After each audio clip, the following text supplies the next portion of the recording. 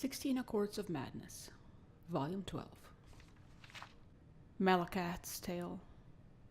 In the days before the Orsinium's founding, the spurned orc folk were subjected to ostracism and persecutions even more numerous and harsh than their progeny are accustomed to in our own age. So it was that many champions of the Orsimer traveled, enforcing what borders they could for the proliferation of their own people. Many of these champions are spoken of yet today, among them the Cursed Legion, Grama the Hairless, and the noble Emeg Grokheira.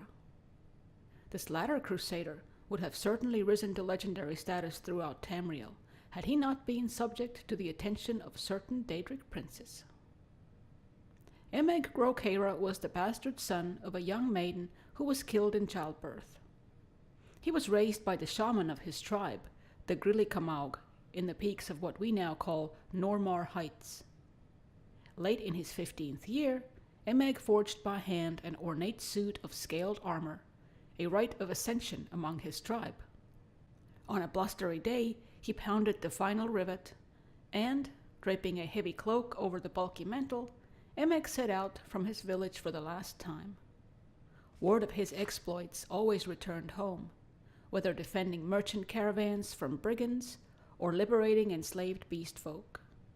News of the noble orc crusader began to grace even the lips of Bretons, often with a tinge of fear. Less than 2 years after ascending to maturity, Grokheira was making camp when a thin voice called out from the thickening night. He was surprised to hear the language of his people spoken by a tongue that obviously did not belong to an orc. "Lord Keira," said the voice, "tales of your deeds have crossed the lips of many, and have reached my ears." Peering into the murk, Emeg made out the silhouette of a cloaked figure, made wavy and ephemeral by the hazy campfire. From the voice alone, he had thought the interloper an old hag, but he now decided that he was in the presence of a man of slight and lanky build, though he could discern no further detail. "Perhaps," the weary orc began, "but I seek no glory. Who are you?" Ignoring the question, the stranger continued. "Despite that, Orsimer, glory finds you, and I bear a gift worthy of it." The visitor's cloak parted slightly, revealing nothing but faintly glinting buttons in the pale moonlight, and a bundle was withdrawn and tossed to the side of the fire between the two. Emeg cautiously removed the rags in which the object was swathed, and was dazzled to discover the item to be a wide, curved blade with ornately decorated handle. The weapon had heft, and Emeg realized, on brandishing it, that the elaborate pommel disguised the more practical purpose of balancing the considerable weight of the blade itself. It was nothing much to look at in its present condition, thought the orc, but once the tarnish was cleaned away and a few missing jewels restored, it would indeed be a blade worthy of a champion 10 times his own worth. "Her name is Neb Crescen," spoke the thin stranger, seeing the appreciation lighting Grokheira's face. "I got her for a horse and a secret in warmer climes, but in my old age I'd be lucky to even lift such a weapon. It's only proper that I pass her on to one such as yourself. To possess her is to change your life forever." Overcoming his initial infatuation with the arc of honed steel, Emeg turned his attention back to the visitor. "Your words are fine, old man," Emeg said, not masking his suspicion. "But I'm no fool. You traded for this blade once, and you'll trade for it again tonight. What is it that you want?" The stranger's shoulders slumped, and Emeg was glad to have unveiled the true purpose of this twilight visit. He sat with him a while, eventually offering a stack of furs, warm food, and a handful of coins in exchange for the exotic weapon. By morning, the stranger was gone. In the week following Emeg's encounter with the stranger, Neb Crescen had not left its scabbard. He had encountered no enemy in the woods, and his meals consisted of fowl and small game caught with bow and arrow. The peace suited him fine, but on the 7th morning, while fog still crept between the low-hanging boughs, Emeg's ears picked up a telltale crunch of a nearby footfall in the dense snow and forest debris. Emeg's nostrils flared, but he was upwind.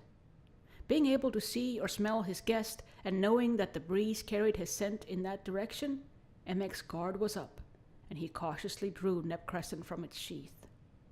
Emeg himself was not entirely sure of all that happened next. The first moment of conscious memory in Emeg Crocera's mind after drawing Neb Crescent was the image of the curved blade sweeping through the air in front of him, spattering blood over the virginal powder coating the forest floor. The second memory was a feeling of frenzied bloodlust creeping over him, but it was then that he saw for the first time his victim, an orc woman, perhaps a few years younger than himself. Her body a canvas of grisly wounds, enough to kill a strong man 10 times over. Emeg's disgust overwhelmed the madness that had overtaken him, and with all his will enlisted, he released Neb Crescent from his grip and let the blade sail. With a discordant ringing, it spun through the air and was buried in a snowdrift. Emeg fled the scene in shame and horror, drawing the hood of his cloak up to hide himself from the judging eyes of the rising sun. The scene where Emeg Crocera had murdered one of his own kind was a macabre one. Below the neck, the body was flayed and mutilated almost beyond recognition, but the untouched face was frozen in a permanent expression of abject terror. It was here that Sheogorath performed certain rites that summoned Melakath, and the 2 Daedric lords held court in the presence of the disfigured corpse. "Why show me this, mad one?" began Melakath, once he recovered from his initial wordless outrage. "Do you take such pleasure in watching me grieve the murder of my children?" His guttural voice rumbled, and the patron of the Orsimer looked upon his counterpart with accusing eyes. "By birth she was yours, brother outcast," began Sheogorath, solemn in aspect and demeanor. "But she was a daughter of mine by her own habits. My mourning here is no less than your own, my outrage no less great." "I am not so sure," grumbled Melakath, "but rest assured that vengeance for this crime is mine to reap. I expect no contest from you. Stand aside." As the fearsome prince began to push past him, Lord Sheogorath spoke again. "I have no intention of standing between you and vengeance. In fact, I mean to help you. I have servants in this wilderness and can tell you just where to find our mutual foe. I ask only that you use a weapon of my choosing. Wound the criminal with my blade and banish him to my plane, where I can exact my own punishment. The rights of honor killing here belong to you." With that, Melakath agreed, took the wide blade from Sheogorath, and was gone. Melakath materialized in the path of the murderer, the cloaked figure obscured through a blizzard haze. Bellowing a curse so foul as to wilt the surrounding trees, the blade was drawn, and Melakath crossed the distance more quickly than a wild fox. Frothing with rage, he swung the blade in a smooth arc, which lopped the head of his foe cleanly off, then plunged the blade up to its hilt in his chest, choking off the spurts of blood into a steady, growing stain of red bubbling from beneath the scaled armor and heavy cloak.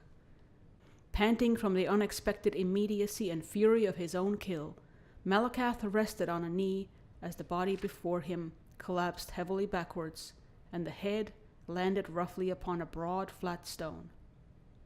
The next sound broke the silence like a bolt. I'm sorry," sputtered the voice of Emeg Crocera. Melakath's eyes went wide as he looked upon the severed head seeping blood from its wound, but somehow kept alive. Its eyes wavered about wildly, trying to focus on the aspect of Melakath before it. The once proud eyes of the champion were choked with tears of grief, pain, and confused recognition. To his horror, Melakath recognized only now that the man he had killed was not only one of his Orsimer children, but very literally a son he had blessed an orc maiden with years hence. For achingly long moments the two looked upon each other, despondent and shocked. Then, silent as oiled steel, Shigarath strode into the clearing.